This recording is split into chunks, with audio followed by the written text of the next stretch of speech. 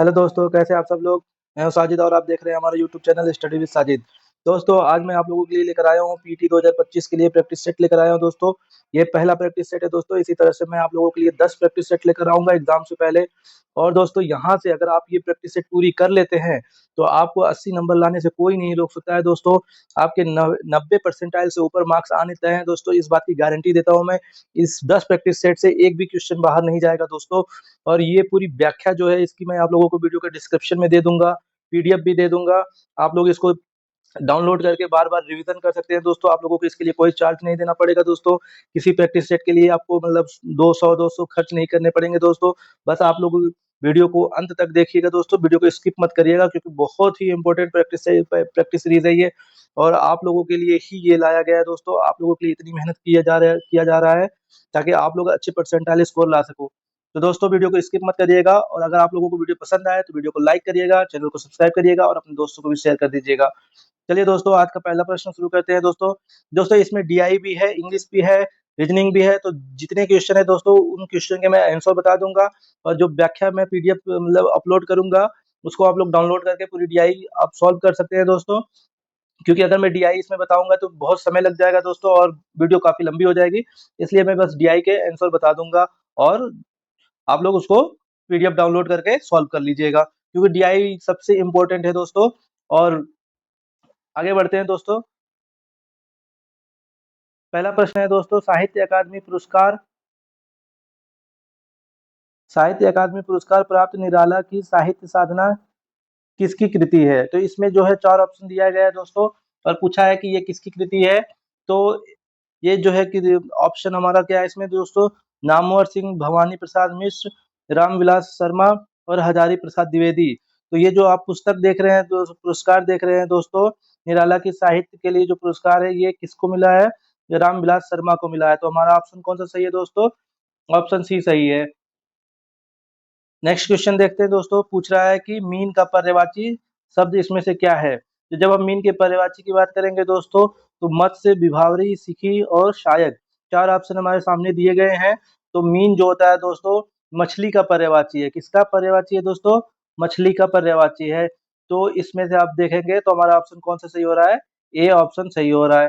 Mean किसका पर्यायवाची है, मत्स्य का। तो मछली के और भी पर्यायवाची होते हैं दोस्तों। मछली के और पर्यायवाची हैं जो दोस्तों, जैसे आप देखेंगे तो झक हो गया, और सफरी, ये जो है किसके पर्यायवाची है दोस्तों, मछली के पर्यायवाची है। नेक्स्ट क्वेश्चन देखते हैं दोस्तों। नेक्स्ट क्वेश्चन है, ऊंट के मुंह में जीरा मुहावरे का अर्थ क्या होता है। तो ये बहुत ही आसान सवाल है दोस्तों, इसे आप लोग भी बता सकते हैं। ऊंट के मुंह में जीरा यानी कि बड़े प्राणी को सांत्वना देना, ये नहीं हो सकता। ऑप्शन बी क्या है, बहुत बड़े प्राणी को का भोजन बनना, ये भी नहीं हो सकता है। ऑप्शन सी क्या है, बहुत अधिक खाने वाले को बहुत कम देना। यानी ऊंट के मुंह में जीरा यानी दोस्तों, जो अगर कोई ऐसा व्यक्ति है जो बहुत ज्यादा खाता है, उसको अगर आप थोड़ा खाना दे देते हैं, उसी के लिए ये कहावत बनती है कि ऊंट के मुंह में जीरा। नेक्स्ट क्वेश्चन दोस्तों, श्रुति सम भिन्नार्थक शब्द को पहचान कीजिए। इसमें से आपको विलोम शब्द पहचानना है। तो अपेक्षा, उपेक्षा, संसार, जगत, शाम, संध्या, दिन, दिवस। तो आप देख रहे हैं दोस्तों, ऑप्शन बी जो है आपको संसार और जगत दिया हुआ है। तो ये दोनों समानार्थी शब्द हैं, यानी कि एक दूसरे के समानार्थी है, बल्कि ये विपरीत नहीं है। दिन और दिवस जो है ये भी समानार्थी है। शाम और संध्या ये भी आपको समानार्थी दिख रहा है। तो हमारा ऑप्शन कौन सा बच रहा है दोस्तों, ऑप्शन ए बच रहा है, जिसमें क्या लिखा हुआ है कि अपेक्षा और उपेक्षा, ये जो है एक दूसरे के विलोम शब्द है। नेक्स्ट क्वेश्चन जो है दोस्तों, देखते हैं कौन सा वाक्य शुद्ध है। तो इसमें से आपको शुद्ध वाक्य ढूंढना है। तो इसमें क्या है, रामचरितमानस एक धार्मिक ग्रंथ है।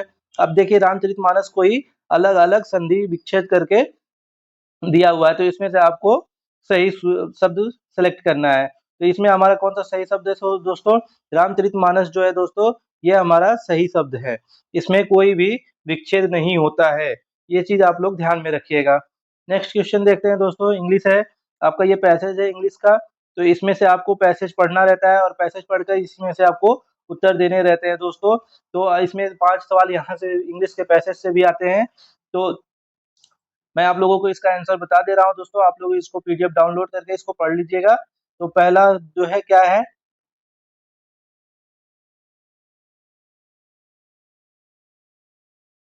पहला है दोस्तों हमारा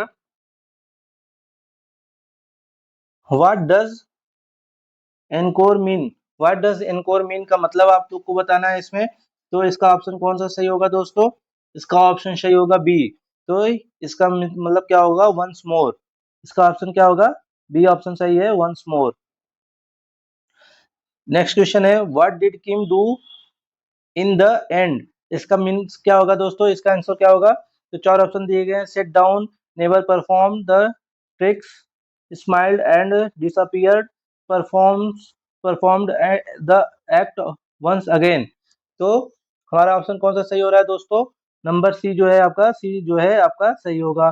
तो स्माइल एंड डिसअपियर्ड जो है ये हमारा ऑप्शन सही है। नेक्स्ट क्वेश्चन देखते हैं दोस्तों, give one word substitute for. इसमें से आपको सिलेक्ट करना है कौन सा आंसर सही होगा। A person who has an obsessive wish to steal. तो इसमें से आपको सही ऑप्शन देना है। तो ये पूछ रहा है दोस्तों कि इसमें पूछ रहा है दोस्तों कि ऐसा व्यक्ति जिसके अंदर चोरी करने की बहुत ज्यादा इच्छा होती है तो उसको क्या कहते हैं। तो चोरी करने की ज्यादा इच्छा जिनकी होती है उनको वो वो वर्ड आपको सिलेक्ट करना है कि जिनके अंदर चोरी करने की इच्छा होती है। जैसे आप जब हिंदी के पर्यायवाची देखेंगे, युद्ध करने की इच्छा जिनके अंदर होती है युयुत्सा कहते हैं, मरने की जिनकी इच्छा होती है मुमुक्षा कहते हैं। वैसे ही चोरी करने की इनकी प्रबल इच्छा जिनके अंदर होती है वो शब्द पूछा हुआ है यहाँ पे। तो उसमें आपका जो है दोस्तों कौन सा ऑप्शन सही होगा। पहला ऑप्शन है क्लेप्टोमेनियाक, बी ऑप्शन है डिप्सोमेनियाक, और तीसरा ऑप्शन है थियोमेनियाक, और फोर ऑप्शन है डी ऑप्शन बिब्ली बिब्लियोमेनियाक। दोस्तों अभी हाल ही में आप लोगों ने एक मेनियक सॉन्ग भी सुना होगा, मेनियक सॉन्ग, यही मेनियक जो है आपको यहाँ चारों शब्दों में देखने को मिल रहा है। तो हमारा ऑप्शन कौन सा सही होगा दोस्तों, ऑप्शन डी हमारा जो है ये सही हो रहा है। जिसके अंदर बहुत ज्यादा चोरी की करने की इच्छा होती है उसको क्या बोलते हैं, बिब्लियोमेनियक बोलते हैं। और जो दोस्तों आप ऑप्शन ए देख रहे हैं क्लेप्टोमेनियक जो होता है, इसको कहा जाता है कि सॉरी हमारा ऑप्शन ये नहीं होगा, बल्कि ए ऑप्शन जो है हमारा सही होगा। क्लेप्टोमेनियक जो होता है ये चोरी करने की प्रबल इच्छा जिनकी होती है क्लेप्टोमेनियक होता है। नेक्स्ट क्वेश्चन है दोस्तों, identify A correct spelling from the following. तो इसमें से आपको करेक्ट स्पेलिंग वाले ऐसे वर्ड शब्द को चुनना है जो करेक्ट हो। तो हिंदी में शुद्ध वर्तनी करके आता है और यहाँ पे आपको देखने हैं करेक्ट वर्ड करके आया है। तो हमारा ऑप्शन कौन सा सही होगा दोस्तों, हमारा ऑप्शन जो होगा कुनोइसर और कॉन्सिसर, कोनोइसर, और ये चार समानार्थी शब्द दिए हुए हैं, इनमें से आपको सेलेक्ट करना है। तो हमारा ऑप्शन कौन सा सही है दोस्तों, डी ऑप्शन सही है। नेक्स्ट क्वेश्चन है pick out the correct synonyms of the word. Synonyms आपको जो सिलेक्ट करना है, एटीन्यूट, एटीन्यूट का आपको स्पेलिंग, एटीन्यूट का आपको साइनोनिम्स मतलब पता करना है चारों ऑप्शन में से। तो इसका पहला ऑप्शन क्या है, मेक हिम, दूसरा है डिवाइडेड, और तीसरा है फोर्स, और चौथा है रिपेंट। तो इन चारों में से आपको जो है दोस्तों सिलेक्ट करना है कि कौन सा साइनोनिम्स है। तो हमारा ऑप्शन कौन सा सही होगा दोस्तों, ऑप्शन ए जो है हमारा सही होगा। नेक्स्ट क्वेश्चन है दोस्तों कि यहाँ पे आप देख रहे हैं रीजनिंग के सवाल हैं। तो रीजनिंग में पूछा हुआ है, मैथमेटिकल रीजनिंग है 46, 93, 188, इस तरह से आपको नंबर दिए हुए हैं। तो आपको इसको सिलेक्ट करना है। तो अब इसमें से कौन सा एरर आ रहा है वो बताना है आपको। तो इसमें एरर कौन सा आ रहा है, तो जब आप इसको सॉल्व करेंगे दोस्तों, सॉल्व करते करते आप देखेंगे कि 46 है आपके पास, तो आपको एक सीरीज बनानी पड़ती है। तो 46 इंटू टू करेंगे आप, 46 इंटू 2 और +1 करेंगे जब आप, तो अगला नंबर आपका बनेगा। तो इस तरह से तो 46, दो दो छक्के 12, दो चौको 8, तो आपका कितना बन रहा है, 92 बन रहा है, +1 करेंगे तो 93 बन रहा है। इसी तरह से जब आप सीरीज में आगे बढ़ेंगे दोस्तों, तो आप देखेंगे कि कौन सा एरर आ रहा है आपका। तो हमारा ऑप्शन इसमें से कौन सा सही हो जाएगा, ऑप्शन जो है ये सी ऑप्शन जो है हमारा सही होगा। ठीक है दोस्तों, ये एरर है, इसकी जगह पे कितना आएगा, इसकी जगह पे आएगा दोस्तों 758, ये आएगा। आप लोग इसको सॉल्व कर लीजिएगा। नेक्स्ट क्वेश्चन है दोस्तों, पूछ रहा है कि कथन और निष्कर्ष दिया हुआ है, तो इसमें से आपको बताना है कि कौन कौन से सही हैं। तो कुछ डेस्क ट्रे हैं, कुछ ट्रे प्लेट हैं और कुछ प्लेट डेस्क हैं। तो इसमें से आपका कथन, 3 कथन दे दिया है और निष्कर्ष दे दिया है कि सभी डेस्क जो है ये प्लेट हैं और सभी प्लेट डेस्क हैं, कुछ प्लेट जो है ट्रे हैं। तो इस तरह से आपको इसमें से सिलेक्ट करना है दोस्तों कि आपका कौन सा ऑप्शन सही होगा। तो आप जब इसका ऑप्शन निकालेंगे दोस्तों, तो आपके पास कौन सा ऑप्शन आएगा, आप इसको इसको इस तरह से जब आप बनाएंगे दोस्तों, यहाँ पे कुछ कुछ शब्द करके इंडिकेट किया है। तो आप इस तरह से जब बनाएंगे तीनों को, यहाँ पे ट्रे और प्लेट, यहाँ पे डेस्क, इस तरह से जब आप बना के इसको सॉल्व करेंगे दोस्तों, तब आपको ये चीजें समझ में आ जाएगी। तो आप इसको सॉल्व करेंगे तो ऑप्शन कौन सा सही होगा दोस्तों? ऑप्शन जो है आपका बी ऑप्शन सही होगा। इसमें से केवल निष्कर्ष 3 अनुसरण करता है। तो केवल 3 में क्या है, कुछ प्लेटें जो है ये ट्रे हैं। ये वाला जो सिंबल आप देख रहे हैं दोस्तों, थोड़ा थोड़ा जो करके दिया हुआ है, इसी में से आपको आंसर ढूंढना रहता है। ये बहुत बारीकी से पढ़ी जाने वाली चीज है दोस्तों, इसको आप लोग देख लीजिएगा। नेक्स्ट क्वेश्चन जो है दोस्तों, पूछ रहा है कि यदि ए का अर्थ प्लस है और बी का अर्थ मल्टीप्लाई है और सी का अर्थ माइनस है, तो डी का अर्थ जो है ये डिवाइड है, तो निम्नलिखित में समीकरण में क्वेश्चन मार्क के स्थान पर क्या आएगा? जब आप इसको सॉल्व करेंगे दोस्तों, तो यहाँ पे जो आपको बताया है जैसे जैसे, वैसे ही आपको यहाँ पे जो इसके सिंबल है वो रख देने हैं। तो 145 की जगह पे आप क्या रखेंगे, यहाँ पे मान लीजिए 145 दिया है, तो ए की जगह पे क्या बताया है कि ए का अर्थ क्या है, प्लस है। और फिर बी का अर्थ क्या है, 27। डी का अर्थ क्या है दोस्तों, डिवाइड है। और फिर उसके बाद क्या है, 3। और बी का अर्थ क्या है, मल्टीप्लाई है। और यहाँ पे क्वेश्चन मार्क हो जाएगा दोस्तों। और उसके बाद क्या दिया है, 163। इस तरह से जब आप इसको सॉल्व करेंगे दोस्तों, तो हमारा कौन सा ऑप्शन आएगा दोस्तों? हमारा ऑप्शन कौन सा सही होगा? बी ऑप्शन सही होगा हमारा। इसको आप लोग सॉल्व कर लीजिएगा। आगे बढ़ते हैं दोस्तों। दिया है कि यदि ठीक 1 वर्ष और 2 दिन बाद मंगलवार है, तो आज का दिन कौन सा होगा? तो ये देखिए कैलेंडर से भी आया दोस्तों, रीजनिंग में। इसको सॉल्व करेंगे तो हमारा कौन सा ऑप्शन सही होगा दोस्तों? हमारा ऑप्शन क्या होगा, जो है क्या क्या ऑप्शन दिया है, सोमवार, मंगलवार, रविवार, शनिवार। तो हमारा ऑप्शन कौन सा सही होगा इसमें से? जल्दी आप लोग करिए दोस्तों। जब आप कैलेंडर करेंगे दोस्तों, तो कैलेंडर में विषम संख्या को इसमें से सिलेक्ट करना है। तो हमारा कौन सा ऑप्शन सही होगा? मंगलवार है।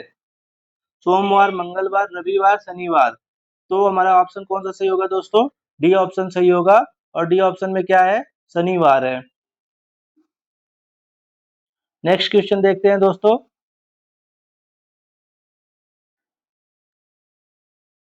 दिया है BPWYM का एक परिवार एक दूसरे से मिलने के लिए यात्रा कर रहा है। डब्ल्यू अपनी पुत्रियों डी और पी के साथ यात्रा कर रहा है। एम अपनी नानी के साथ यात्रा कर रहा है। तो डी एम की माता है और वाई पी से किस प्रकार संबंधित है? तो इसमें दोस्तों आपको ब्लड रिलेशन वाली रीजनिंग आप लोग को स्ट्रॉन्ग करनी पड़ेगी। तो यहाँ से आपको पूछा है, तो इसमें हमारा कौन सा ऑप्शन सही होगा दोस्तों? जब आप 15 का देखेंगे तो 15 का हमारा, इसको आप लोग अच्छे से सॉल्व करिएगा दोस्तों। पूरी पीडीएफ भी आपके पास रहेगी, व्याख्या भी आपके पास रहेगा, और आप लोग इसको सॉल्व कर लीजिएगा। ठीक है दोस्तों, तो हमारा ऑप्शन कौन सा सही होगा? ये जो है हमारा ऑप्शन डी सही होगा। अगर आप लोगों को लगेगा दोस्तों कि पीडीएफ में कुछ गलती है या कोई क्वेश्चन गलत है, तो आप लोग वीडियो के कमेंट में बताइएगा दोस्तों। मैं आप लोगों के डाउट को दूर करने की कोशिश करूंगा। नेक्स्ट क्वेश्चन जो है दोस्तों, अब डीआई के सवाल आ रहे हैं। तो डीआई जो है बहुत लंबा पड़ जाएगा दोस्तों, तो इसलिए आप देख लीजिए। डीआई को मैं स्किप कर रहा हूँ दोस्तों। यहाँ से 16 नंबर से जो है दोस्तों, ये डीआई आपका शुरू हुआ है। डीआई को आप लोग कर लीजिएगा दोस्तों। तो 20 20 क्वेश्चन जो है दोस्तों डीआई के आते हैं। तो इस तरह से हम देखते हैं कौन सा है।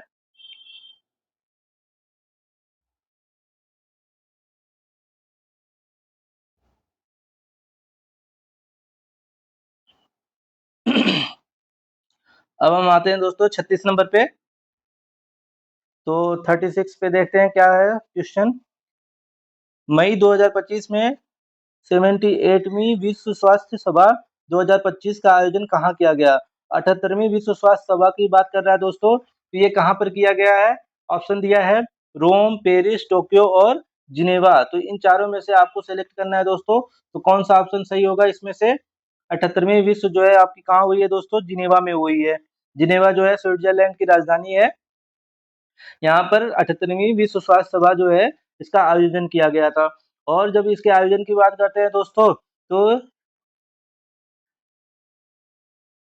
इसकी जो थीम है दोस्तों इस साल की, अगर हम इसकी थीम की बात करेंगे तो इसकी थीम है स्वास्थ्य के लिए एक विश्व। स्वास्थ्य के लिए एक विश्व, ये याद रखिएगा दोस्तों, स्वास्थ्य के लिए एक विश्व। तो ये सवाल आपका बन सकता है कि अगर पूछ लेगा कि इसमें जो है 78वीं विश्व स्वास्थ्य सभा जो 2025 का आयोजन कहाँ किया गया था? जिनेवा में किया गया था। ये कौन से नंबर के पूछ लेगा? अगर क्वेश्चन पूछेगा विश्व स्वास्थ्य सभा 2025 कौन से नंबर की थी, तो वो 78 नंबर की हो जाएगी। इस तरह से भी दोस्तों सवाल पूछ सकता है, और इसकी थीम भी पूछ सकता है कि थीम क्या था। तो थीम भी मैंने आप लोगों को बता दिया। अब नेक्स्ट क्वेश्चन देखते हैं दोस्तों, मई 2025 में माउंट एवरेस्ट फतह करने वाली सीआईएसएफ की पहली अधिकारी का नाम क्या है? तो हमारा ऑप्शन कौन सा सही होगा दोस्तों? गीता समोटा, रजनी कुमारी, नेहा चौहान, दीपिका सिंह। 4 ऑप्शन दिए हुए हैं, तो गीता समोटा जो है दोस्तों हमारा ऑप्शन सही होगा।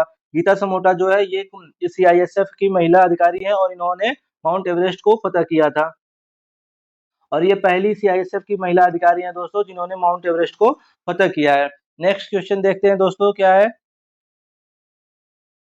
इंटरनेशनल बुकर पुरस्कार 2025 से संबंधित निम्न कथनों पर विचार करना है। तो बुकर पुरस्कार के बारे में पूछा है दोस्तों। तो पहला ऑप्शन, दो कथन दिए हुए हैं इसमें। वर्ष 2025 का यह पुरस्कार कर्नाटक की लेखिका, कार्यकर्ता और वकील बानू मुश्ताक द्वारा लिखित तथा दीपा भास्ती द्वारा अनुवादित उपन्यास हार्ट लैम्प ने जीता है। तो हार्ट लैम्प पहला ऑप्शन जो है दोस्तों हमारा क्या है? सही है, क्योंकि ये जो है पुरस्कार जो है, बुकर पुरस्कार की बात करेंगे तो एक वकील है कर्नाटक की, बानू मुश्ताक उनको ही ये मिला हुआ है, बानू मुश्ताक को ही मिला हुआ है। और उनकी एक साथी हैं दीपा भासी, उन्होंने इसको अनुवादित किया था हार्ट लैम्प के नाम से।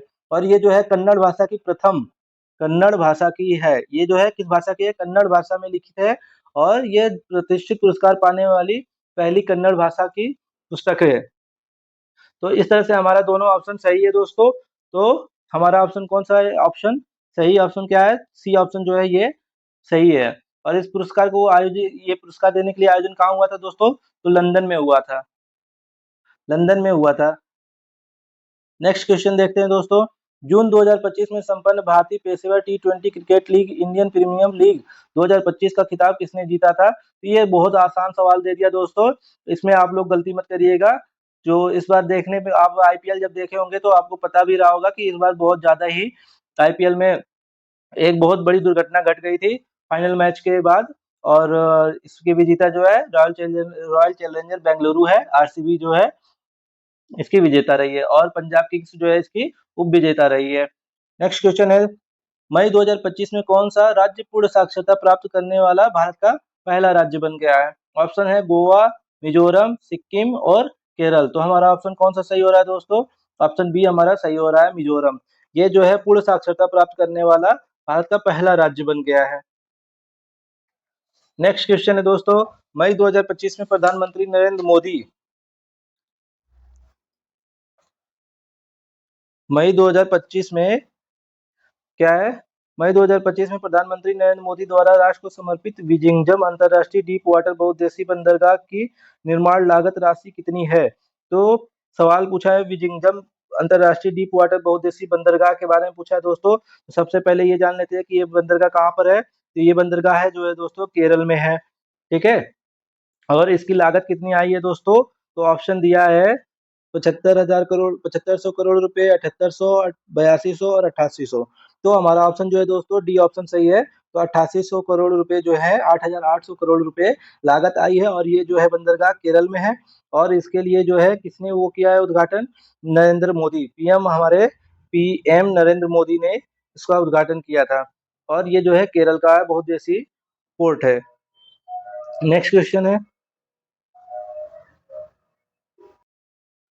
नेक्स्ट क्वेश्चन है दोस्तों, मई 2025 में पंडित दीनदयाल उपाध्याय भूजल संवर्धन मिशन शहरी किस राज्य में शुरू किया गया है? तो ये जो है कहाँ पे शुरू किया गया है दोस्तों? ऑप्शन दिया है उत्तर प्रदेश, मध्य प्रदेश, छत्तीसगढ़ और राजस्थान। तो इसकी शुरुआत कहाँ हुई है दोस्तों? छत्तीसगढ़ में हुई है। कहाँ पर हुई है दोस्तों इसकी शुरुआत? छत्तीसगढ़ में हुई है। और इसका उद्देश्य क्या है दोस्तों? भूजल भूजल का संरक्षण करना है दोस्तों, और वर्षा का जो जल होता है उसका संरक्षण करना होता है। और ये जो है एक शहरी मिशन है। शहरों में आप देखेंगे दोस्तों पानी, शहरों या गांव दोनों हो, यहाँ पे जो है दोस्तों पानी की बहुत ही बर्बादी होती है। तो उसी के लिए ये मिशन शुरू किया गया है दोस्तों। तो ये मिशन कहाँ शुरू किया गया है? छत्तीसगढ़ में शुरू किया गया है। नेक्स्ट क्वेश्चन है दोस्तों कि 14 मई 2025 को किसने 52वें मुख्य न्यायाधीश के रूप में शपथ ग्रहण किया था? तो ऑप्शन है न्यायमूर्ति संजीव खन्ना, न्यायमूर्ति भूषण रामकृष्ण गवई, न्यायमूर्ति उदय उमेश ललित और न्यायमूर्ति अनिल अग्रवाल। तो हमारा ऑप्शन कौन सा सही होगा दोस्तों? 52वें मुख्य न्यायाधीश कौन है? B R Gavai. इनको बी आर गवई के नाम से भी जाना जाता है, गवई। तो आप लोग कंफ्यूज मत होइएगा, पूरा नाम है भूषण रामकृष्ण गवई। तो ये जो है 52वें मुख्य न्यायाधीश है। और 51वें कौन थे दोस्तों? न्यायमूर्ति संजीव खन्ना जो है 51वें जो है मुख्य न्यायाधीश थे।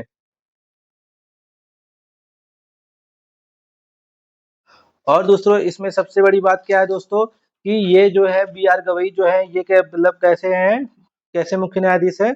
ये जो है ये दलित है। तो ये जो है भारत के दूसरे दलित व्यक्ति हैं जो मुख्य न्यायाधीश के पद पे बने हुए हैं। तो पहले की बात पूछेगा दोस्तों कि प्रथम कौन है? तो के जी बालकृष्णन जो है, के जी बालकृष्णन बालकृष्णन जो है दोस्तों पहले दलित व्यक्ति थे जो सुप्रीम कोर्ट के मुख्य न्यायाधीश बने थे। और बी आर गवई जो है ये दूसरे व्यक्ति हैं जो सुप्रीम कोर्ट के न्यायाधीश बने हैं। नेक्स्ट क्वेश्चन है दोस्तों, मई 2025 में प्रधानमंत्री नरेंद्र मोदी ने कितने अमृत स्टेशनों का उद्घाटन किया है?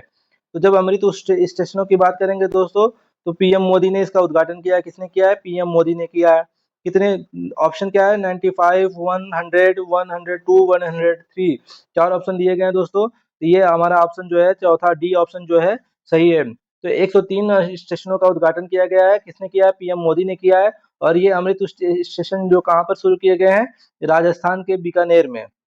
राजस्थान के बीकानेर में इसकी शुरुआत की गई है। बीकानेर में किसकी शुरुआत की गई है दोस्तों? राजस्थान के बीकानेर में।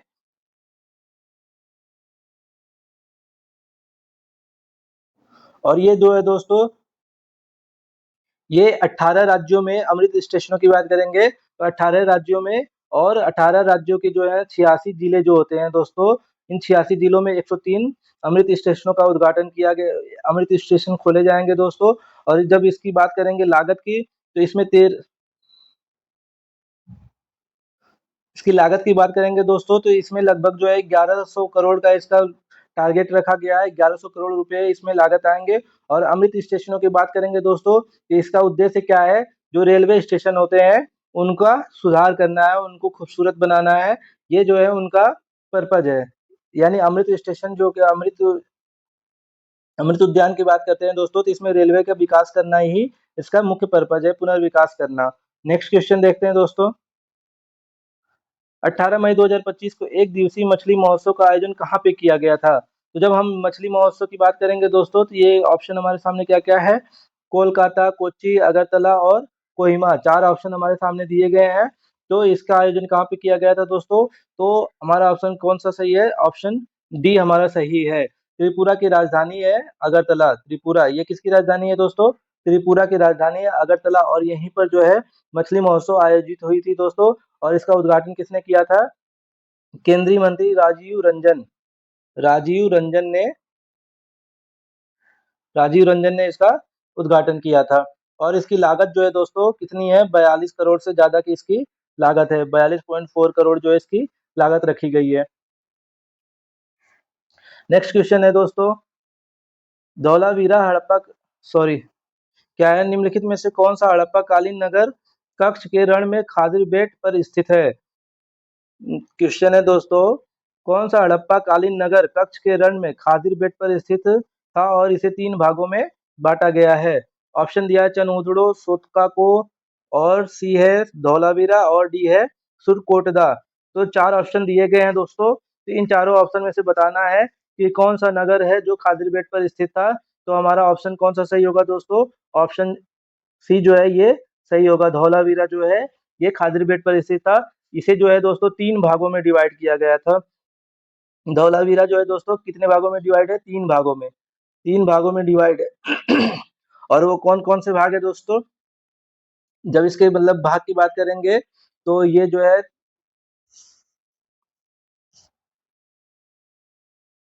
तो सबसे मध्य वाला जो भाग रहता है दोस्तों उसको हम लोग किला के नाम से जानते हैं। जो बीच में बसा हुआ शहर था वो किला था। और फिर उसके बाद मध्यनगर आता है, मध्यनगर। और फिर उसके बाद आता है दोस्तों निचला शहर जहाँ पे सभी लोग रहते थे, निचला शहर।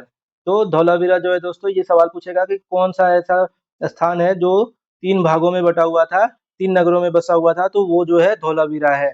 और ये जो है दोस्तों कैसा हड़प्पाई नगर है और ये कहाँ पर है दोस्तों? गुजरात में है। गुजरात में एक और प्रमुख हड़प्पाई स्थल है दोस्तों जिसको हम लोग लोथल के नाम से जानते हैं, लोथल। और ये जो है एक डॉकयार्ड है दोस्तों, पत्तन बंदर पत्तन है जो हड़प्पा कालीन पत्तन है और वो कौन सा है? लोथल है। और ये एक सवाल आता है दोस्तों कि लोथल किस नदी के किनारे स्थित है? तो भोगई नदी है एक, भोगई नदी है, उसी के किनारे लोथल स्थित है। नेक्स्ट क्वेश्चन देखते हैं दोस्तों। संघ में रहने वाले बौद्ध भिक्षुओं के लिए बनाए गए नियम किस नामक ग्रंथ में मिलते हैं? तो ये जो है बौद्ध धर्म से जुड़ा हुआ सवाल है दोस्तों। तो इसमें पूछा हुआ है कि संघ में रहने वाले जो बौद्ध भिक्षु होते हैं उनके लिए जो नियम बनाए जाते हैं वो किसमें है? तो ऑप्शन दिया है सुत्त पिटक, अभिधम्म पिटक, मिलिंद पन्ह और विनय पिटक। 4 ऑप्शन दिए हैं दोस्तों। तो ये किसमें है दोस्तों? संघ संबंधी जो नियम होता है दोस्तों ये किसमें है? ऑप्शन डी जो है हमारा सही है, विनय पिटक। जब आप बौद्ध धर्म की बात करेंगे दोस्तों तो बौद्ध धर्म की जो पुस्तक होती है उसको हम लोग किस नाम से जानते हैं दोस्तों? त्रिपिटक के नाम से जानते हैं, त्रिपिटक। और इसमें जो है 3 प्रमुख ग्रंथ हैं बौद्ध धर्म के। तो उसमें कौन-कौन से हैं? सुत्त पिटक, विनय पिटक और अभिधम्म पिटक। जो ऑप्शन में भी आपको देखने को मिल रहे हैं। तो यही तीनों पुस्तक मिलके त्रिपिटक के नाम से जाने जाते हैं। तो विनय पिटक में जो है दोस्तों संघ में रहने वाले बौद्ध भिक्षुओं के लिए बनाए गए नियम होते हैं। और उसके बाद शुद्ध पिटक जो होता है दोस्तों उसमें बुद्ध के उपदेशों की शिक्षाएँ, बुद्ध की जो शिक्षाएँ होती हैं किसमें? शुद्ध पिटक में बुद्ध की शिक्षाएँ हैं। बुद्ध की शिक्षाएँ जो है किसमें है? शुद्ध पिटक में है। और जो आप देख रहे हैं दोस्तों अभिधम्म पिटक जो है इसमें जो है अभिधम्म पिटक जो है ये ऑप्शन बी में है। इसमें क्या है? दार्शनिक सिद्धांत होते हैं, दार्शनिक सिद्धांत। सब पॉइंट आप लोग नोट करते चलिएगा दोस्तों। बहुत ही इंपॉर्टेंट सीरीज है आप लोगों की। और यहाँ से आपको देखने को मिलेगा सवाल हर हर आपका किसी भी अ, उसमें रहेगा दोस्तों, किसी भी शिफ्ट में पेपर रहेगा आप इसमें आपको 100% दोस्तों मैं गारंटी दे रहा हूँ कि आपको सवाल देखने को मिलेगा ही दोस्तों। अगर आप लोगों को दोस्तों वीडियो पसंद आ रही है तो वीडियो को लाइक करिए दोस्तों। इस पीटी को कंप्लीट करने करने तक दोस्तों, इस पीटी का एग्जाम होने तक हमारा टारगेट है दोस्तों कि हमारे भी 500 सब्सक्राइबर से ज़्यादा हो जाए दोस्तों। अगर आप लोग मेरी वीडियो सुन रहे हैं, देख रहे हैं और यहाँ तक आप लोगों ने देखा है दोस्तों, तो प्लीज़ हमारा भी साथ दीजिए दोस्तों। मैं भी आप लोगों का साथ दे रहा हूँ दोस्तों। ये वीडियो पूरी आप लोगों के लिए ही समर्पित है दोस्तों। तो थोड़ा-सा आप लोगों का भी योगदान मुझे चाहिए दोस्तों। उम्मीद करता हूँ दोस्तों आप लोग मेरी वीडियो को सपोर्ट करेंगे। आगे बढ़ते हैं दोस्तों। नेक्स्ट क्वेश्चन है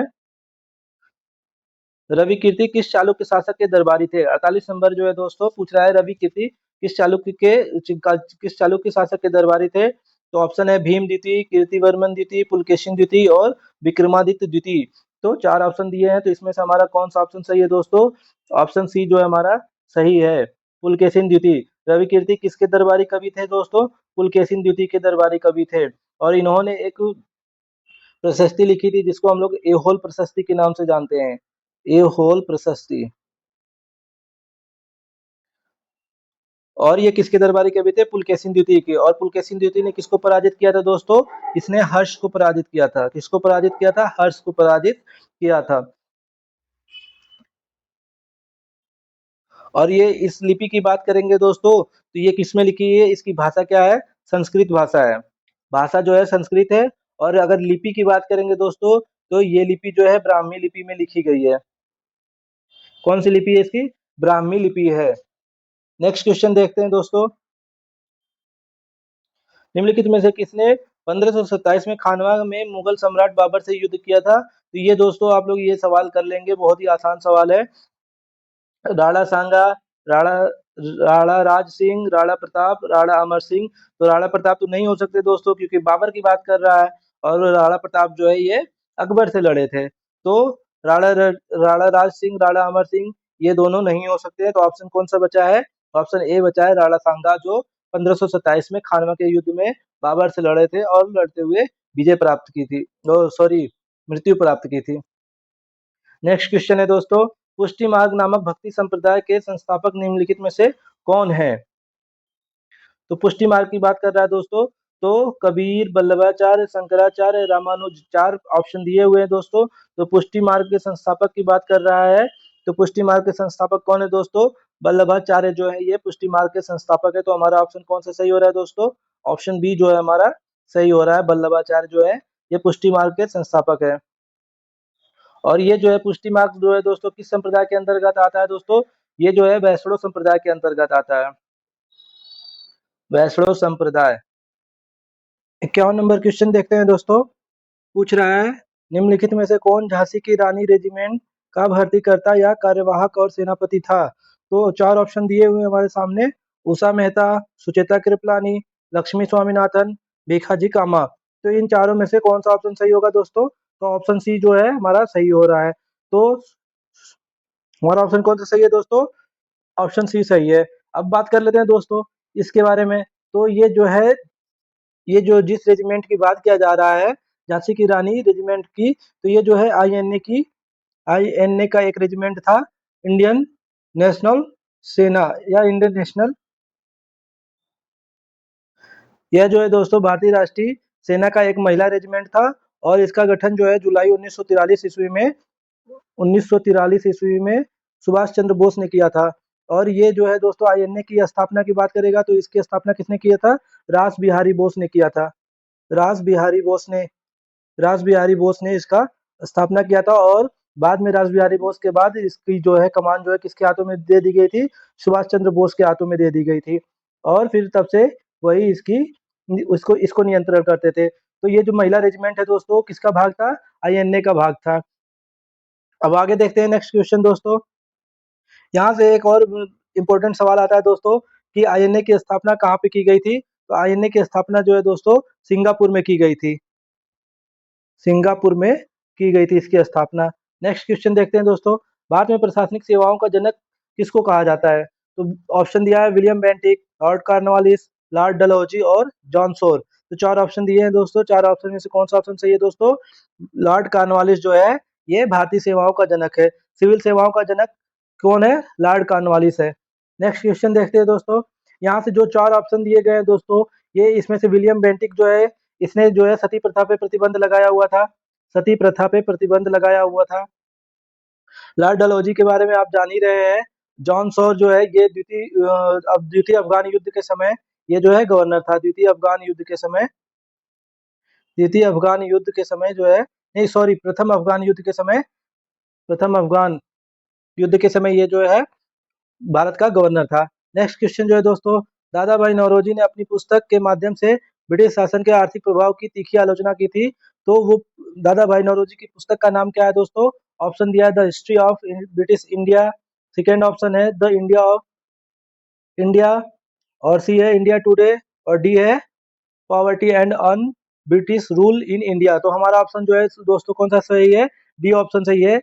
इसमें ही इस पुस्तक में इन्होंने भारत के बारे में बताया था कि अंग्रेज जो है किस तरह से भारत का शोषण करते हैं, और यहाँ की जो संपत्ति होती है, आर्थिक संपत्ति होती है, उसको यहाँ से निकाल के विदेशों अपने देश में लेकर जाते हैं, और वहां से जो महंगी वस्तुएं होती हैं भारत में लाकर बेचते हैं। यहाँ से सस्ते और कच्चे जो वस्तु होती हैं उनको सस्ते दामों पे खरीदते हैं, और वहां से फिर उसको मैन्युफैक्चरिंग करके यहीं पे लाकर फिर से उनको महंगी दामों पे बेचते हैं। तो ये दादा भाई नौरोजी ने बताया था, और किस पुस्तक में? Poverty and un British rule in India में इन्होंने बताया था।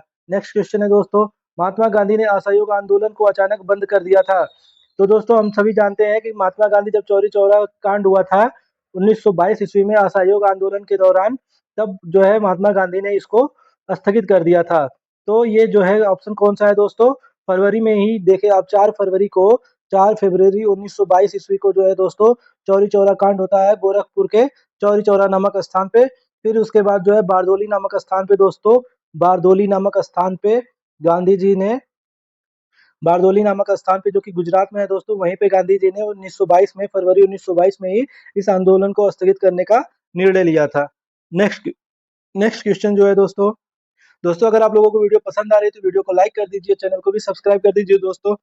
नेक्स्ट क्वेश्चन है, निम्नलिखित में से किस नेता ने बारदोली सत्याग्रह का नेतृत्व किया था? तो ये जो है ऑप्शन दिया है लाला लाजपत राय, वल्लभ भाई पटेल, श्री राजगोपालाचारी, मोतीलाल नेहरू। तो दोस्तों वल्लभ भाई ने ही इसका नेतृत्व किया था। तो हमारा ऑप्शन कौन सा सही है, बी ऑप्शन सही है। वल्लभ भाई ने बारदोली सत्याग्रह जो है 1928 ईस्वी में इसका नेतृत्व किया था।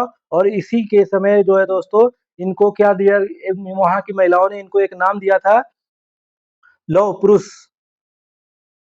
लौह पुरुष नहीं, सॉरी, ये तो पहले से ही इनका नाम था। इनको वहां की महिलाओं ने सरदार सरदार की उपाधि दी थी। सरदार की उपाधि जो है बारदोली सत्याग्रह के दौरान वहां की महिलाओं ने इनको दी थी। ये भी इंपॉर्टेंट है दोस्तों, ये भी लिख लीजिएगा आप लोग। नेक्स्ट क्वेश्चन है दोस्तों, भारत किस देश के साथ सबसे लंबी सीमा साझा करता है? तो दोस्तों अभी मैंने भारत के पड़ोसी देशों की वीडियो बनाई थी, आप लोग जाके प्लेलिस्ट में देख लीजिएगा दोस्तों। यूपीटी प्लेसी पीटी 2025 वाले प्लेलिस्ट में आप लोग देख लीजिएगा भारत के पड़ोसी देशों को। उसमें मैंने आप लोगों को पूरा डिटेल में बताया था भारत के पड़ोसी देशों के बारे में। तो हमारा आपसे ये जो क्वेश्चन है, भारत के किस देश के साथ जो है सबसे लंबी सीमा साझा करता है? तो ऑप्शन है बांग्लादेश, दूसरा है पाकिस्तान, तीसरा है चीन और चौथा है नेपाल। तो भारत जो है किसके साथ सबसे लंबी सीमा साझा करता है दोस्तों? ऑप्शन ए बांग्लादेश के साथ सबसे लंबी सीमा साझा करता है, जो कि कितना है, 4096 किलोमीटर जो है ये सबसे लंबी सीमा साझा करता है। उसके बाद जो है दोस्तों चीन है दूसरे नंबर पे, और पाकिस्तान है, नल्ला पाकिस्तान जो है तीसरे नंबर पे है। तो ये है 3323 किलोमीटर जो है पाकिस्तान सीमा साझा करता है। नेक्स्ट क्वेश्चन जो है दोस्तों देखते हैं, कौन सा सिंधु नदी का उद्गम स्थल है? ये भी देखिए दोस्तों मेरा पढ़ाया हुआ है, आप लोग ज्योग्राफी वाले वीडियो में जाके देख लीजिएगा प्लेलिस्ट में। तो सिंधु नदी का उद्गम स्थल स्थल जो है दोस्तों, जब आप कैलाश पर्वत के पास में जाएंगे, कैलाश पर्वत के पास में, तो वहां पे एक झील है, मानसरोवर झील। मानसरोवर झील मानसरोवर झील के पास में ही आप देखेंगे दोस्तों एक ग्लेशियर है, बोखरचू। बोखरचू ग्लेशियर जो है, इसी ग्लेशियर से जो है दोस्तों सिंधु नदी का उद्गम होता है। तो इसमें आप देखिए ऑप्शन में किस ऑप्शन में बोखरचू है, तो ऑप्शन ए जो है हमारा सही होगा। बोखरचू जो है कहाँ पर है, कैलाश पर्वत के पास में, मानसरोवर झील के पास में जो है बोखरचू ग्लेशियर है। नेक्स्ट क्वेश्चन जो है दोस्तों, अपने विस्तार और अटलांटिक महासागर में विस्तृत जल निकासी के मामले में दुनिया की सबसे बड़ी नदी कौन सी है? तो दुनिया की सबसे बड़ी नदी और दुनिया की सबसे लंबी नदी ये दोनों अलग अलग चीजें हैं दोस्तों। यहाँ पे सीधे सीधे पूछ रहा है कि सबसे बड़ी नदी कौन सी है। अगर सबसे लंबी नदी की बात करेगा दोस्तों तो वो नील नदी है, लेकिन यहाँ लंबी नदी की बात नहीं कर रहा है, उसके जल ग्रहण क्षमता के आधार पे जो है दोस्तों बात कर रहा है कि सबसे बड़ी नदी कौन सी है। तो हमारा ऑप्शन जो है दोस्तों कौन सा सही हो रहा है, डी ऑप्शन, अमेजोन जो है ये सबसे बड़ी नदी है। नेक्स्ट क्वेश्चन देखते हैं दोस्तों, निम्नलिखित में से कौन सा म्यांमार का सबसे बड़ा जातीय समूह है? तो म्यांमार का सबसे बड़ा जातीय समूह जो है दोस्तों कौन सी है? ऑप्शन ए बामर, दूसरा बी करेन, तीसरा सी सॉन और चौथा डी जो है रोहिंग्या। तो चूंकि रोहिंग्या तो हो ही नहीं सकता दोस्तों, क्योंकि रोहिंग्या वहां के लोगों के लिए एक समस्या है और अल्पसंख्यक समूह है। ये रोहिंग्या जो है ये कौन होते हैं, मुस्लिम होते हैं, मुस्लिम होते हैं ये। तो ये जो है वहाँ के लोगों के लिए एक समस्या है, तो ये ऑप्शन नहीं है, बचे 3 ऑप्शन। तो 3 ऑप्शन में से हमारा ऑप्शन कौन सा सही है दोस्तों, बामर जो है ये हमारा ऑप्शन सही है। ये जो है वहाँ की सबसे बड़ी आबादी है, जो कि 60% से भी ज्यादा आबादी, 60% से ज्यादा वहाँ की आबादी का हिस्सा कौन है, बामर है। नेक्स्ट क्वेश्चन जो है दोस्तों देखते हैं, और दूसरा ये जो दोस्तों कि म्यांमार जो है ये एक बौद्ध, यहाँ के जो है धर्म मानने वाले की आबादी जब सबसे ज्यादा कौन है, बौद्धिस्ट है यहाँ पे। यहाँ की धर्म की बात करेंगे तो ये जो है बौद्धिस्ट जो है यहाँ सबसे ज्यादा रहते हैं। नेक्स्ट क्वेश्चन है दोस्तों कि पूरे विश्व में हरित क्रांति के जनक के रूप में किसे जाना जाता है दोस्तों? बहुत ही रिपीटेड सवाल है दोस्तों, बहुत बार ये सवाल पूछा जाता है दोस्तों, कई बार एग्जाम में आता है, और हर एग्जाम में ये जो है प्रीवियस ईयर में भी पूछा हुआ था दोस्तों। जब 21 वाला पेट हुआ था तब भी पूछा गया था, और भारत में विश्व हरित क्रांति के जनक के बारे में पूछा हुआ था दोस्तों। तो अगर विश्व की बात करेगा तो नॉर्मन बोरलॉग जो है, ये जो है कौन है, नॉर्मन बोरलॉग, ये जो है, ये जो है पूरे विश्व में हरित क्रांति के जनक है। और जो डॉक्टर स्वामीनाथन की बात कर रहा है दोस्तों, एम एस स्वामीनाथन, ये जो है भारत में हरित क्रांति के जनक माने जाते हैं। नेक्स्ट क्वेश्चन है दोस्तों, अभी दोस्तों ये एम एस स्वामीनाथन के नाम पे भारत सरकार ने एक पुरस्कार देने की भी घोषणा की है। कृषि के क्षेत्र में जो लोग योगदान देते हैं उनके लिए एम एस स्वामीनाथन पुरस्कार देने की घोषणा भारत सरकार ने की है। द्वितीय पंचवर्षीय योजना, नेक्स्ट क्वेश्चन है दोस्तों, द्वितीय पंचवर्षीय योजना का मुख्य उद्देश्य निम्नलिखित में से किस लक्ष्य को प्राप्त करना था? तो जब ये दोस्तों द्वितीय विश्व युद्ध की बात करेगा तो इसमें जो है उद्योगों को ज्यादा से ज्यादा प्रोत्साहित करने के लिए द्वितीय पंचवर्षीय योजना लाया गया था, भारी उद्योगों को प्रोत्साहन देने के लिए। तो इसमें आप देखिए कि भारी उद्योगों पर फोकस के साथ तेजी से औद्योगिकरण, पहला ऑप्शन ही हमारा सही हो रहा है। कौन सा ऑप्शन सही हो रहा है दोस्तों? पहला ऑप्शन जो है हमारा सही हो रहा है। इसमें जो है दोस्तों, ये जो है 1956 से लेके 61 तक 5 वर्ष के लिए ये योजनाएं चलाई जा रही थी। और प्रथम पंचवर्षीय योजना की बात करेंगे दोस्तों, तो कब आएगा दोस्तों? 5 साल पहले अगर बात करेंगे तो 1951 में प्रथम पंचवर्षीय योजना की शुरुआत की गई थी। और द्वितीय पंचवर्षीय योजना जो है दोस्तों, इसको किस नाम से जाना जाता है? Mahalanobis model, Mahalanobis model. और प्रथम पंचवर्षीय योजना जो है दोस्तों, ये हेराल्ड डॉमर के नाम से जाना जाता है, हेराल्ड, हेराल्ड डॉमर। प्रथम पंचवर्षीय जो योजना जो है दोस्तों, हेराल्ड डोमर के नाम से जाना जाता है। और द्वितीय पंचवर्षीय योजना महालोनोविस मॉडल के नाम से जाना जाता है, जिसमें उद्योगों को प्रोत्साहन देने की बात की गई थी, भारी उद्योगों को। नेक्स्ट क्वेश्चन जो है दोस्तों, क्या है? प्रधानमंत्री जीवन ज्योति बीमा योजना किस आयु वर्ग के भारतीय नागरिकों के लिए दी गई है दोस्तों? तो जब इसकी प्रधानमंत्री जीवन ज्योति बीमा योजना की बात करेंगे दोस्तों, तो ये जो है इसकी शुरुआत सबसे पहले कब हुई थी? पीएम मोदी ने इसकी शुरुआत की थी।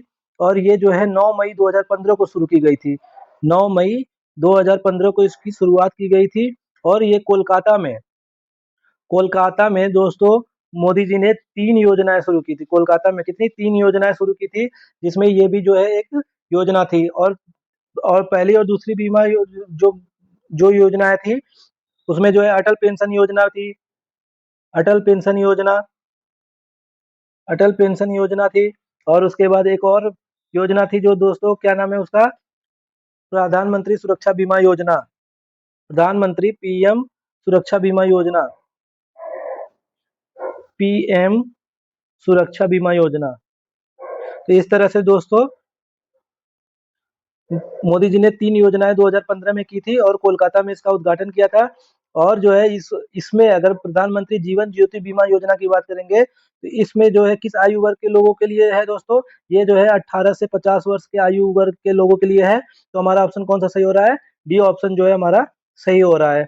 नेक्स्ट क्वेश्चन जो है दोस्तों, गरीबी के आकलन में निम्नलिखित में से किसे संदर्भित किया जाता है? तो ये इकोनॉमिक्स का सवाल है दोस्तों। तो हमारा ऑप्शन कौन सा होगा? औसत सीमांत उपयोगिता, न्यूनतम समर्थन मूल्य, मासिक प्रति व्यक्ति व्यय। तो हमारा ऑप्शन जो है सी ऑप्शन जो है दोस्तों सही है। तो गरीबी के आकलन के लिए जो है दोस्तों मासिक प्रति व्यक्ति व्यय को ही संदर्भित किया जाता है और इसके आकलन से ही गरीबी का आकलन किया जाता है। नेक्स्ट क्वेश्चन जो है दोस्तों, देखते हैं क्या है। केंद्रीय सांख्यिकी कार्यालय ने किस वर्ष भारत में जीवीए अवधारणा को अपनाया था? तो जीवीए की अवधारणा कब आई थी दोस्तों? 2015 में आप देखेंगे दोस्तों। तो हमारा ऑप्शन कौन सा सही है? सी ऑप्शन जो है दोस्तों 2015 में जीवीए की अवधारणा लाई गई थी। जीवीए में जो दोस्तों क्या होता है कि आपकी जो जीडीपी होती है, जीडीपी प्लस आपकी जो सब्सिडी पे जो पैसे खर्च होते हैं गवर्नमेंट की तरफ से, सब्सिडी, और इस सब्सिडी को जोड़ने के बाद उसमें जो है उत्पादों पर जो कर लगाए जाते हैं, उत्पाद कर, इन सभी को जोड़कर जो प्राप्त होता है दोस्तों, उसी को हम लोग जीवीए कहते हैं।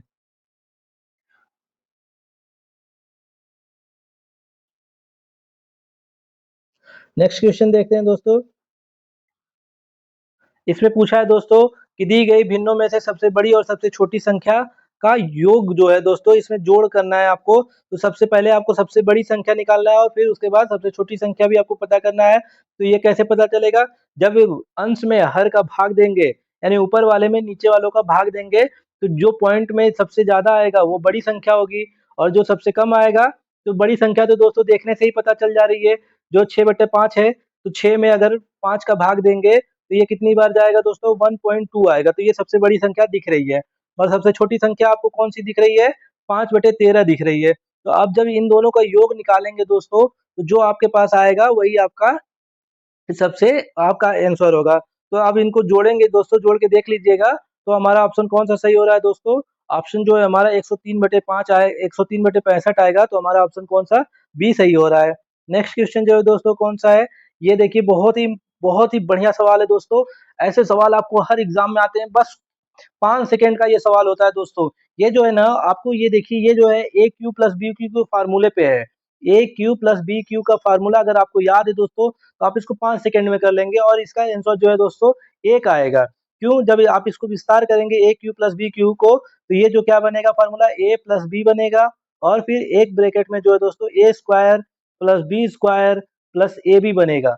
तो इस तरह से जब आप फार्मूले पे रखेंगे दोस्तों, विस्तार करेंगे, तो ये क्या होगा कि नीचे जो देख रहे हैं आप, A square plus B square बन रहा है, A square plus B square plus, sorry ये माइनस रहेगा, माइनस ए बी। तो ये जो है दोस्तों कट जाएगा, तो बचेगा क्या, ए प्लस बी। तो एक संख्या जो है 0.96 दिख रही है दोस्तों, और बी वाली संख्या जो दिख रही है 0.04 दिख रही है। तो अब 0.96 में 0.4 जोड़ देंगे दोस्तों, तो क्या बनेगा, 1 बनेगा। तो इस तरह से हमारा आंसर कौन सा सही हो रहा है दोस्तों, सी ऑप्शन सही हो रहा है। नेक्स्ट क्वेश्चन है दोस्तों, एक पंखे के मूल्य में एक पंखे के मूल्य में 28% की कमी की जाती है, फिर 35% की वृद्धि कर दी जाती है। तो ये जो है दोस्तों, ये जो है, तो यदि परिणामी मूल्य जो है 1215 रुपए है, तो पंखे का मूल्य कितना होगा? तो इसको आप लोग सॉल्व कर लीजिएगा दोस्तों, पीडीएफ को डाउनलोड करके देख लीजिएगा, तो इसका आंसर जो दोस्तों कितना बनेगा, 1250 रुपए बनेगा। तो हमारा ऑप्शन कौन सा सही है, बी ऑप्शन सही है। इसको जो है क्या है दोस्तों, कि आप पहले ये देखेंगे कि 28% की कमी की जाती है, तो कोई वस्तु अगर एक्स रुपए में आपने खरीदी है, तो उसमें 28% की कमी करेंगे, यानी 72, आपने खरीदा 100 रुपये में था और आपने 72 रुपये में उसमें कमी कर दी। और तो ये जो परसेंटेज का खेल होता है दोस्तों, तो 72 बटे परसेंटेज का 100 कर देंगे, और फिर आपने 35% की उसमें अगर वृद्धि कर दी बाद में, तो आप 100 में 35% जोड़ेंगे तो 135 हो जाएगा। तो फिर 135 बटे 100 कर देंगे। तो इस तरह से x गुणे 72 बटे 100 गुणे 135 बटे 100 करके आप इसको काटेंगे दोस्तों, तो 1250 रुपये आपके बनेंगे। नेक्स्ट क्वेश्चन जो है दोस्तों कौन सा है, 60 विद्यार्थियों की कक्षा में 20 लड़कियां हैं। कक्षा में लड़कों का औसत भार 40 किलोग्राम है, जबकि सभी लड़कियों का औसत भार 35 किलोग्राम है। संपूर्ण कक्षा का औसत क्या होगा दोस्तों? तो आप सबको जोड़ लीजिएगा, जहां से घटाना है, जैसे 60 लड़कों में से 20 लड़कियों को घटाना है, तो उनको घटा दीजिएगा। इस तरह से जब आप इनको निकालेंगे, तो आपका कितना आंसर बनेगा दोस्तों, ऑप्शन बी जो है आपका सही बनेगा। तो हमारा ऑप्शन कौन सा सही होगा, ऑप्शन बी 38.33 जो है ये किलोग्राम जो है इनका सही स्थान होगा। फिर पूछ रहा है दोस्तों 20 से 50 के बीच में कितनी अभाज्य संख्याएं हैं, तो ये आपको पता होनी चाहिए दोस्तों, ये सब सवाल आपको रटा रटाया होना चाहिए। तो अभाज्य संख्याएं कौन सी होती है, वे संख्याएं जो खुद के ही नंबर से कटती हैं, किसी और नंबर से नहीं कटती हैं, वे अभाज्य संख्याएं होती हैं। तो 20 के बाद जो है दोस्तों 23 आ रहा है, जो कि अभाज्य संख्या है। ठीक है, 23 हो गया, 29 हो गया, 31 हो गया, 37 हो गया, 41 हो गया, 43 हो गया और 47 हो गया। ये संख्याएं जो है ये खुद से ही कटेंगी, किसी और संख्या से नहीं कटेंगी। तो 20 से 50 के बीच में कितनी संख्याएं बन रही हैं, 3 4 7 7 संख्याएं बन रही है। तो ऑप्शन कौन सा हमारा सही हो रहा है, 7 ए ऑप्शन सही हो रहा है। नेक्स्ट क्वेश्चन है दोस्तों, भारत का संविधान निम्नलिखित में से किस स्थिति को ग्रहण किया गया था? तो यहाँ पे ध्यान रखिएगा दोस्तों, ग्रहण करने की बात पूछ रहा है, ना कि पूरी तरह से लागू होने की। तो जब ग्रहण की बात करेगा, तो 26 नवंबर 1949 को ग्रहण किया गया था, और 26 जनवरी 1950 ईस्वी को जो है दोस्तों संविधान भारत में पूरी तरह से लागू हुआ था। दोनों चीजें हैं दोस्तों। तो हमारा ऑप्शन कौन सा सही हो रहा है, 26 नवंबर 1949, ऑप्शन बी हमारा सही हो रहा है। तो इस तरह से दोनों दोस्तों याद रखिएगा। और एक सवाल और पूछ लेता है कि भारत का संविधान कितने दिनों में बनकर तैयार हुआ था? 2 साल 2 साल 11 महीने 18 दिन में बनके तैयार हुआ था। नेक्स्ट क्वेश्चन जो है दोस्तों, भारतीय संविधान का निम्नलिखित में से कौन सा भाग जो है मूल अधिकारों से संबंधित है? तो दोस्तों मूल अधिकारों से संबंधित भाग जो होता है भाग 3 होता है। भाग 2 जो होता है दोस्तों नागरिकता से संबंधित होता है। तो हमारा ऑप्शन कौन सा सही हो रहा है, बी ऑप्शन सही हो रहा है, जिसमें आप देख रहे हैं भाग 3 दिया हुआ है। तो हमारा ऑप्शन बी सही हो रहा है। नेक्स्ट क्वेश्चन जो है दोस्तों कौन सा है, पोषण अभियान 0 से 6 वर्ष तक के बच्चों के पोषण स्तर को प्राप्त करने का एक कार्यक्रम है। भारतीय संविधान का निम्नलिखित में से कौन सा अनुच्छेद पोषण स्तर को बढ़ाने के लिए प्रावधान करता है? तो जब आप दोस्तों भारत का नीति निर्देशक तत्व पढ़ेंगे दोस्तों। नीति निर्देशक तत्व जब आप पढ़ेंगे दोस्तों, तो उसमें सभी का व्याख्या दिया हुआ है दोस्तों। तो उसमें जो है आप देखिए, ये ऑप्शन ए जो है पूरी तरह से हट जाएगा, क्योंकि आप हमेशा आर्टिकल 44 के बारे में सुनते होंगे कि हर जगह मतलब सिविल संहिताएं लागू की जाती है। तो भारत का कौन सा ऐसा राज्य, आप सुनते होंगे दोस्तों कि भारत का कौन सा ऐसा राज्य है जहाँ पे समान नागरिक संहिताएं लागू की गई है। तो वो जो है सब लोग हमेशा आर्टिकल 44 की बात करते रहते हैं। तो आर्टिकल 44 तो ऐसे ही निकल गया। तो 45, 46, 47 हमारे पास ये तीन ऑप्शन बच रहे हैं। तो इनमें से कौन सा हमारा ऑप्शन सही होगा दोस्तों? तो हमारा ऑप्शन जो है दोस्तों 46, 47 जो है हमारा ऑप्शन सही होगा। तो अनुच्छेद जो है बी हमारा सही होगा, बी ऑप्शन सही होगा, अनुच्छेद 47। इसमें क्या है दोस्तों, 0 से 6 वर्ष तक के बच्चों के पोषण स्तर की बात की गई है।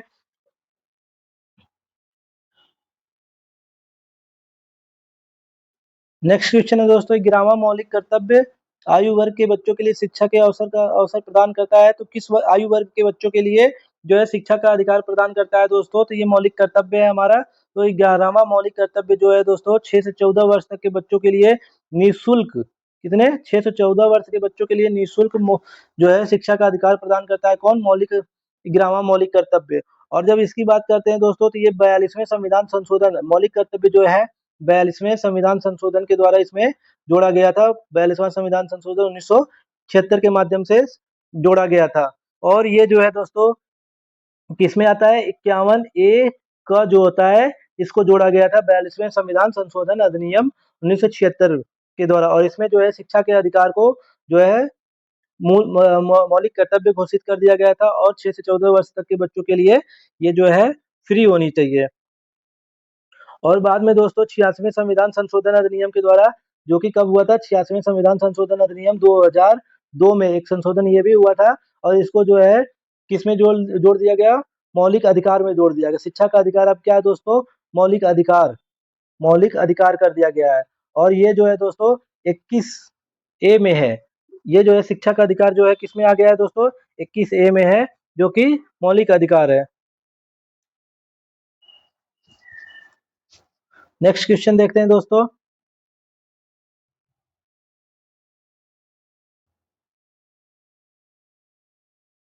निम्नलिखित में से किस संशोधन अधिनियम ने भारतीय संविधान में नगरपालिकाओं से संबंधित उपबंधों को जोड़ा था? तो ये जो है दोस्तों, जब इसकी बात करेंगे नगरपालिका की, तो ये 74वें संविधान संशोधन अधिनियम द्वारा जो है दोस्तों, कौन से 74वें संविधान संशोधन अधिनियम द्वारा ये जो है संविधान में जोड़ा गया था। इसमें जो है नगर पालिकाओं से संबंधित उपबंधों को जोड़ा गया था। और इसके अंतर्गत जो है दोस्तों संविधान के भाग 9 क में नगर पालिका को जोड़ा गया था दोस्तों। नगर पालिका भाग 9 क में नगर पालिका को जोड़ा गया था। और इसी के साथ ही दोस्तों 74वें संविधान संशोधन के द्वारा ही संविधान में एक अनुसूची जोड़ी गई थी। कौन सी अनुसूची थी दोस्तों? 12वीं अनुसूची थी। सभी दोस्तों, ये जो है सभी इंपॉर्टेंट टॉपिक है दोस्तों। एक एक करके आपको सब बता रहा हूँ दोस्तों, आप लोग बस इसको नोट करते जाइएगा। आप लोग का कहीं से भी क्वेश्चन नहीं छूटेगा दोस्तों। जितने संभावित क्वेश्चन पीईटी में बन सकते हैं वो सब मैं आप लोगों को बता रहा हूँ दोस्तों। एक भी पॉइंट आप स्किप मत करिएगा। नेक्स्ट क्वेश्चन देखते हैं दोस्तों।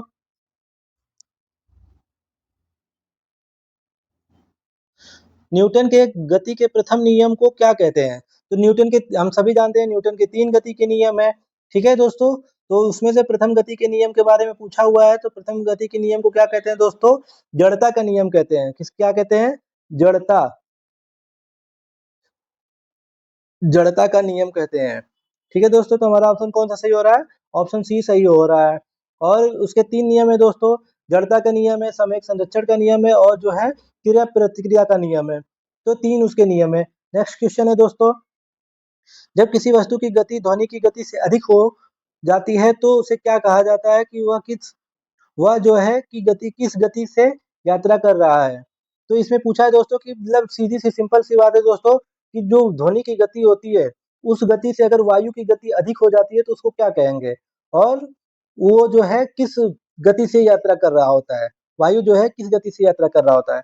तो उसको जो है दोस्तों हम लोग क्या कहते हैं, जो जो ये दोस्तों आप देख रहे हैं ना, इसको जो है पराध्वनिक कहते हैं, सुपरसोनिक कहते हैं। ठीक है। तो जब ध्वनि की गति से वायु की गति अधिक हो जाएगी तो उसको क्या बोलेंगे? सुपरसोनिक।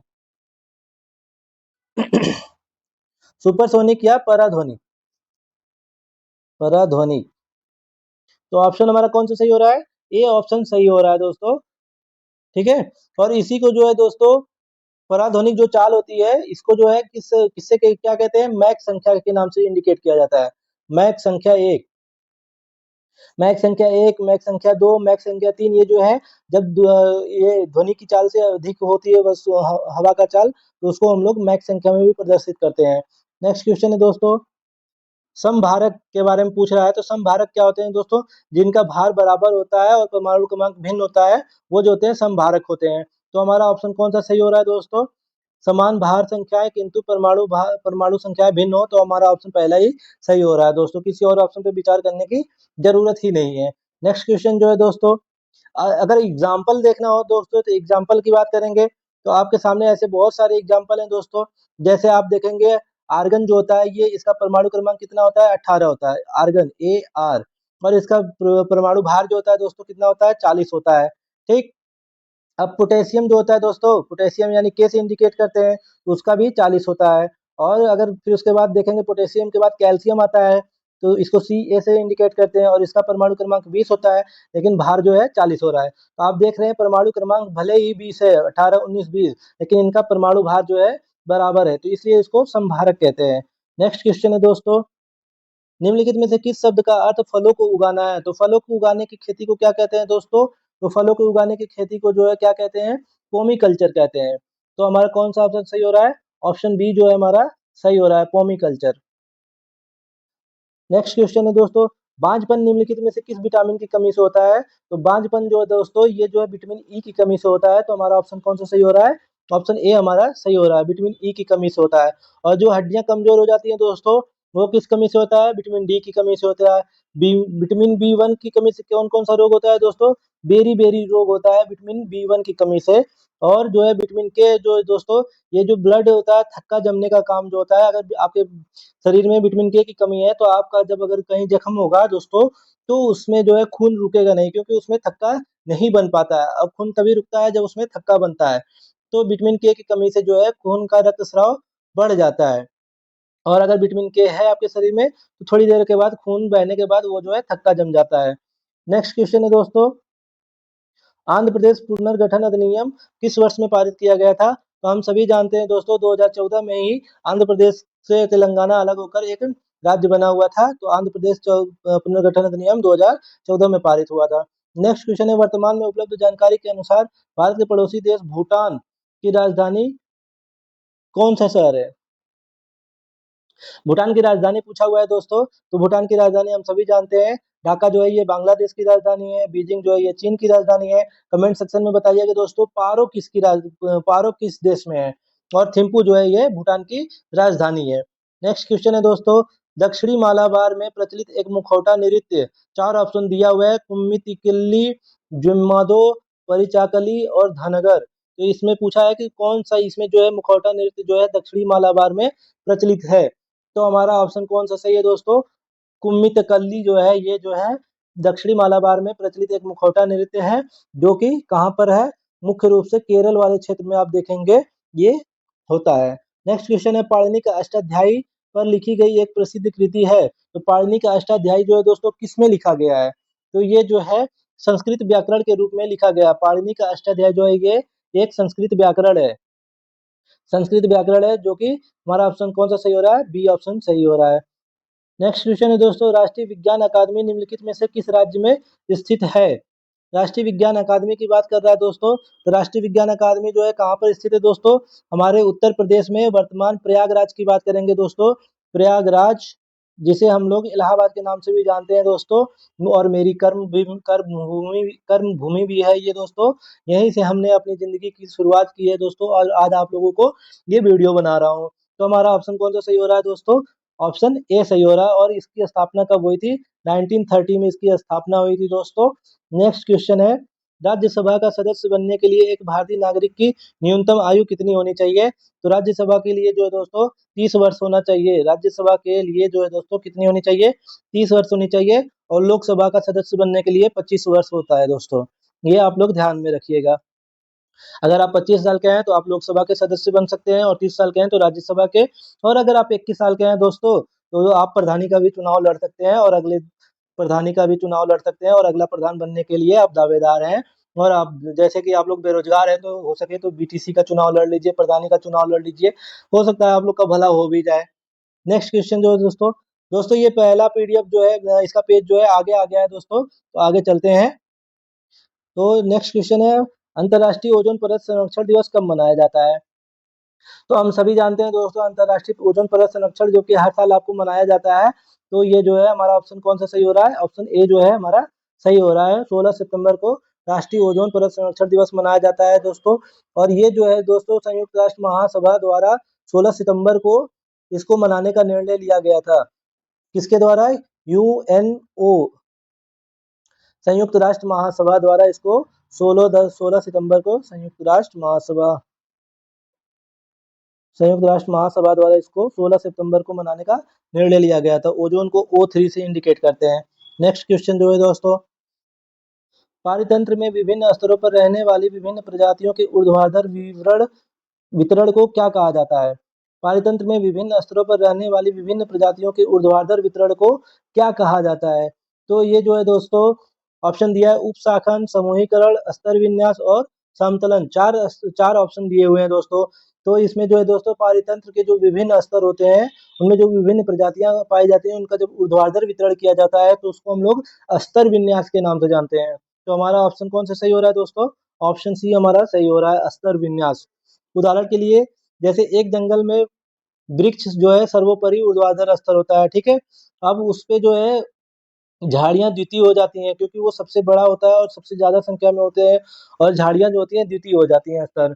और फिर झाड़ियों के बाद जड़ी बूटियां आती हैं जो इन्हीं से मिलते हैं। फिर उन झाड़ियों के बाद जो है सबसे छोटे स्तर पे आप देखेंगे घास होते हैं जो निचले स्तर पे होते हैं, और धरातली स्तर पर ये निवास करते हैं। तो इनका ऊर्ध्वाधर वितरण देखेंगे दोस्तों तो कैसे हो जाता है, वृक्ष जो है सर्वोपरि होता है, झाड़ियां द्वितीयक होती हैं और जड़ी बूटियां तृतीयक होती हैं, और घास जो होता है सबसे बाद में आता है। विश्व बैंक, नेक्स्ट क्वेश्चन है दोस्तों, विश्व बैंक की स्थापना कब हुई थी? तो विश्व बैंक की स्थापना जो है दोस्तों 1944 में हुई थी। तो ऑप्शन हमारा कौन सा सही हो रहा है? ऑप्शन ए जो है सही हो रहा है। परंतु एक चीज और दोस्तों कि विश्व बैंक की स्थापना औपचारिक रूप से 1944 में हुई थी, और इसकी सदस्यता जो है दिसंबर 1945 से। अगर आपको 1945 भी दिया रहेगा तो आप उसको सही करके आइएगा, क्योंकि दोस्तों 1944 जो है ये औपचारिक रूप से इसका औपचारिक रूप से इसका गठन किया गया था। नेक्स्ट क्वेश्चन है दोस्तों, भारत पाकिस्तान के बीच सीमा निर्धारित की गई थी। तो भारत और पाकिस्तान के बीच जो है सीमा का निर्धारण हुआ था दोस्तों 1947 ईस्वी में, जिसको हम लोग रेड क्लिफ के नाम से जानते हैं। तो हमारा ऑप्शन कौन सा सही हो रहा है दोस्तों? ऑप्शन डी जो है हमारा सही हो रहा है। इसके बाद जो है हिंदी का पैसेज दिया हुआ है दोस्तों, तो आप लोग हिंदी का पैसेज पढ़ लीजिएगा, फिर भी मैं आप लोगों को आंसर बता दे रहा हूँ। तो हमारा जो है पहला क्वेश्चन है, छत्रसाल बुंदेला ने जिस समय मुगलों का सामना किया था उस समय उनके पास कितने मतलब सैनिक थे, कौन कौन से थे, यही पूछा हुआ है दोस्तों।